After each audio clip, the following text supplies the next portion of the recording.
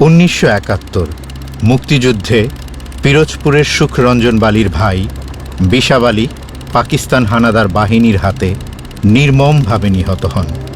হত্যাকাণ্ডের ঘটনায় আন্তর্জাতিক অপরাধ ট্রাইব্যুনালে মামলায় অভিযুক্ত করা হয় মাওলানা দেলাওয়ার হোসেন সাঈদীকে।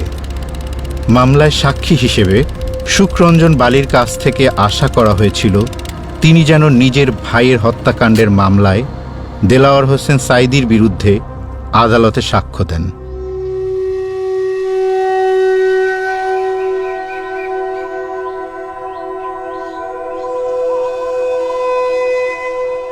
আমার নাম হলো সুখরঞ্জন বালি। আমি ওই বড় বড় ঘর তুলতাম। আমি নদীতে ট্রলার মাছ ধরে ট্রলার গড়তে পারতাম। 70 মাস পরলে আমি শিবই আমি ঘুরতাম। আর এখন বর্তমানে আমি সবারই আরাধনা করি। আমি বেশিরভাগ যে বাবা লোকনাথ আছে ভিতরে, তারই আমি হৃদয়ের ভিতরে সবসময়ের জন্য জপনা, আমি তার অনুসারে আছি।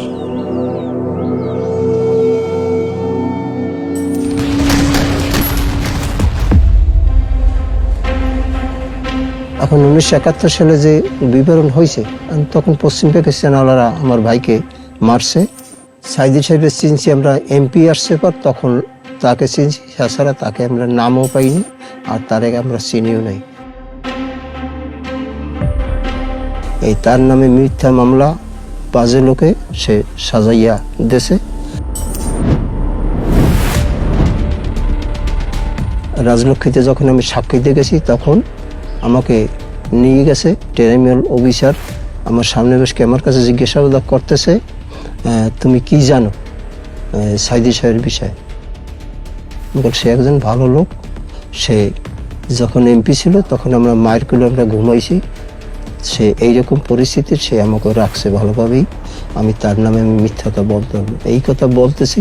এর মধ্যে পিছনে আপনার যারা এই নাটক তৈরি করছে, হেইরে আমার এখন বসে রাজলক্ষ্মীতে বসে আমাকে মারধর করছে।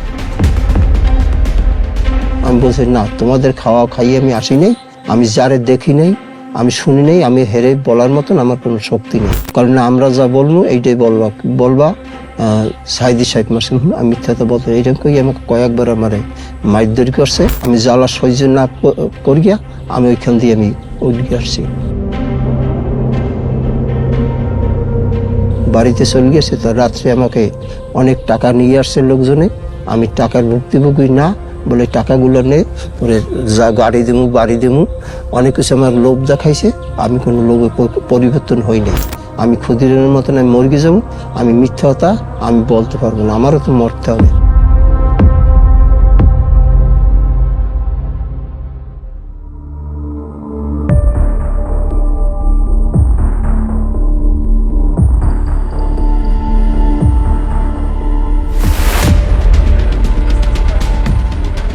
আমার যখন গাড়িতে আমার ব্যারিস্টার ছিল মিজানুর রহমান, আরও একজন ব্যারিস্টার ছিল, সামনের গাড়িতে ছিল মাসুদ সাঈদী। এই তখন আমার গাড়ি যাওয়া দেখিয়া গেটের দরজা আটকাই ফেলাইছে।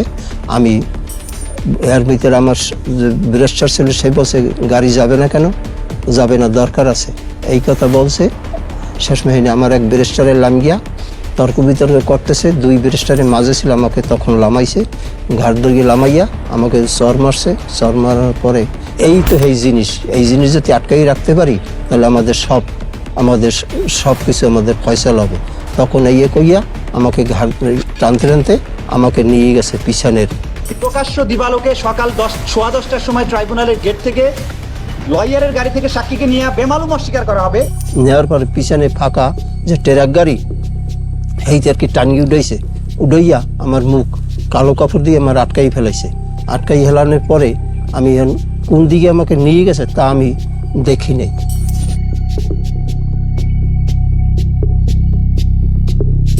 তা এরপর গাড়ি থামছে, থামার পরে গাড়িতে লামাইয়া চক্ষু বান্ধ অবস্থায় ঘরের ভিতরে ঢুকাইছে। এরপর কিছু সময় পরে একটা আলো আসছে, এই আলো ওই ধরাই থুইয়া তারা যার যে চলিয়ে গেছে, কোথায় গেছে তা আমি বলতে পারি না। আমাকে 10 মিনিট 15 মিনিট এরকম আমাকে কারেন্ট শর্ট দিত। আর সামনে টাকা দিত, কালে টাকাগুলো নে শুধু হুজুরের নাম বলি। না, আমার পক্ষে বলা সম্ভব না, যারে দেখি নাই আমার পক্ষে বলা সম্ভব না। আমি কেউ আমার বাপ ভাই না, আমি মিথ্যাটা কেন বলুন? তোমরা যা দিতেছো সব অবৈধ টাকা, আমিও চাই না।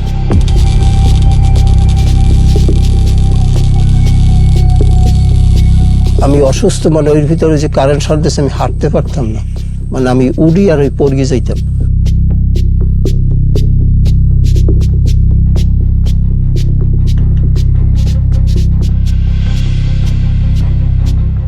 সাতাশ তারিখ ওই ভিতরে বাইর করে গিয়া বলছে কি তুই যে দেশে তোর বাড়ি সেই দেশে দিয়াম, এই আমার লালস দিয়ে ওইখান দিয়ে এবার আমাকে চক্ষু বান গিয়া আমাকে বাইর করছে।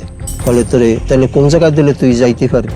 আমাকে বলছে তাহলে যদি আপনারা যাবেন কোন পথ নিয়ে গাড়ি, যদি বাগেরহাট হয়ে যদি যান তাহলে আমাকে ওই বাগেরহাটের যে কোনো সীমান্ত দিলে আমি ওইখান থেকে বাড়ি আসতে পারবো। এই কথা কই আমাকে গাড়িতে উঠাইছে, কিভাবে চক্ষু বান গিয়ে উঠাইছে।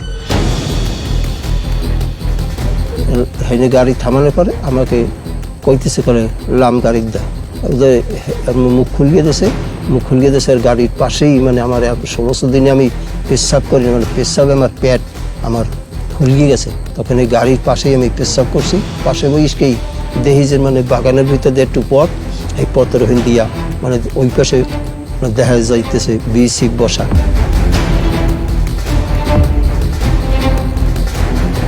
হাঁটবি কিনা হাঁট, আমি বললাম না আমি হাঁটবো না। আর সে আমার জ্বালা না দিয়া আপনারা আমাকে গুল্লি দিয়ে মারিয়ে ফেলেন, আমি সামনে আমি যাইত না।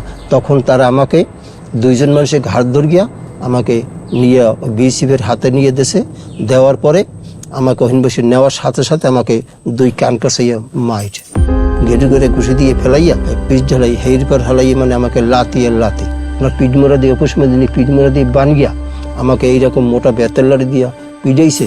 মানে আমাকে অনেক মার গিয়ে না, আমি ব্যাপারটা আমি নিজে ইচ্ছা করি আসিনি।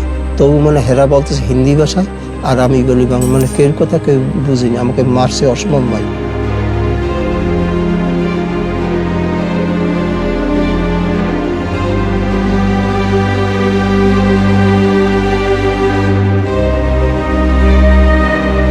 সাতাশ তারিখে এই ঘটনা। ওইখান দিয়ে আপনার নিয়ে সরুনগর থানায়, ওইখানে রাত্রে আমাকে রাখছে। ভোর 5টার সময় আমাকে নিয়ে আসছে ওই মেডিকেল দিয়ে নিয়ে আসছে বসিরহাট কোর্ট বা জেল। ওইখানে আমাকে রাখছে 22 দিন। 22 দিন আমাকে দমদম কারাগারে নিয়ে গেছে। আমি খুব অসুস্থ। ওই পাতলা যে আপনার ওই টিনের প্লেট আছে 4 কাপের নিচে দিয়ে ওই দীর্ঘ 1 প্লেট ভাত খাইতেন ডেলি দুপুরের সময় 12টার সময়। আর ওই 2 লিটার পানির বোতল, ওই 5 বোতল 6 বোতল পানি খেয়ে থাকতাম। আপনার দূর সম্পর্কে আমার ভাগ্নে পাইছি ওই দমদম কারাগারে, তার কাছে আমি আমার বিবরণগুলো বলছি। সে আমার বাংলাদেশে আসছে, আসার পর আমার বাড়ি স্ত্রীর কাছে বলছে। তারাই আর কি আপনার গেছে, যাওয়ার পরে বিশ্বের মানবাধিকার সংস্থায় মানে বিভিন্ন দেশের লোক আমাকে সহযোগিতা করছে। তার অনুসারে আমি বাংলাদেশে আমি আসছি।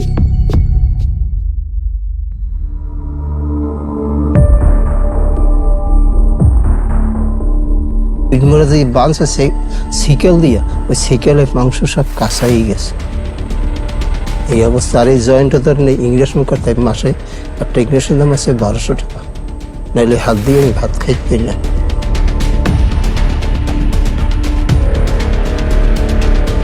আমি কোনো কথা সততা নিয়ে আস কথা আমি কিছু এই কষ্ট করলাম, এই কষ্ট থেকে এইভাবে কিছু জীবনটা কিন্তু আমার যাবে।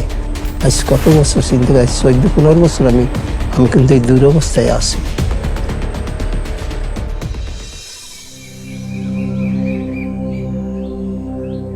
ঘর কিন্তু আমার হাতে কিন্তু উঠেছি, সিডার বন্যার পর উঠেই আমি 1 সপ্তাহ থাকতে পারিনি। এই যে আরো আর মায়ে মানে হাইউত আসে, সেও কিন্তু মারা গেছে।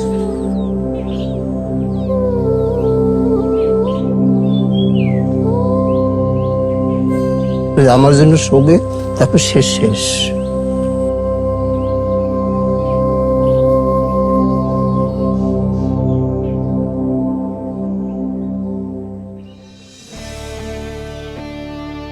আমি একজন হিন্দু মানুষ।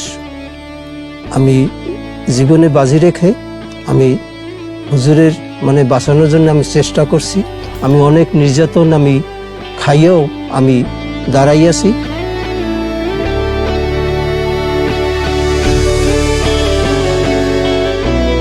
আমার এই জন্মস্থান আমার ভালো লাগে। হিন্দু মুসলমান সবাই যদি আমার এক লগে আমরা চলাফেরা করি, আমরা খুব সুন্দর লাগে। এই দিয়ে মানে কোনো যেন বিশৃঙ্খলা না হয়, আমি যাতে শান্তভাবে থাকতে পারি, এই সবাইকে আমার এই আকুল আবেদন।